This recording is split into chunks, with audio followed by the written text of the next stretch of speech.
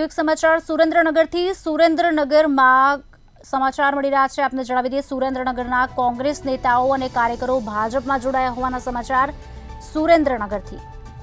સાંસદ વિનોદ ચાવડાની ઉપસ્થિતિમાં ભાજપમાં જોડાયા હોવાના સમાચાર હાલ મળી રહ્યા છે।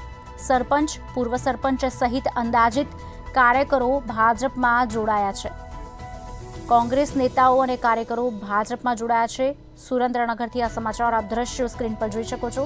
સાંસદ વિનોદ ચાવડાની ઉપસ્થિતિમાં તમામ લોકો ભાજપમાં જોડાયા હોવાના સમાચાર। કોંગ્રેસ નેતાઓ અને કાર્યકરોએ કેસરીયો ધારણ કર્યો છે, ભાજપમાં જોડાયા છે। સાંસદ વિનોદ ચાવડાની ઉપસ્થિતિમાં ભાજપમાં જોડાયા હોવાના સમાચાર હાલ મળી રહ્યા છે। સરપંચ, પૂર્વ સરપંચ સહિત અંદાજિત કાર્યકરો ભાજપમાં જોડાયા હોવાના સમાચાર હાલ મળી રહ્યા છે। સાંસદ વિનોદ ચાવડાની ઉપસ્થિતિમાં તમામ લોકોએ કેસરીયો ધારણ કર્યો છે। સરપંચ, પૂર્વ સરપંચ સહિત અંદાજિત કાર્યકરો ભાજપમાં જોડાયા હોવાના સમાચાર આપ ટીવી સ્ક્રીન પર દ્રશ્યો નિહાળી શકો છો। સુરેન્દ્રનગરથી આ સમાચાર મળી રહ્યા છે, જ્યાં કોંગ્રેસ નેતાઓ અને કાર્યકરો ભાજપમાં જોડાયા છે। જો કે આ પહેલી વખત નથી, ઘણી વખત આવું બની ચૂક્યું છે।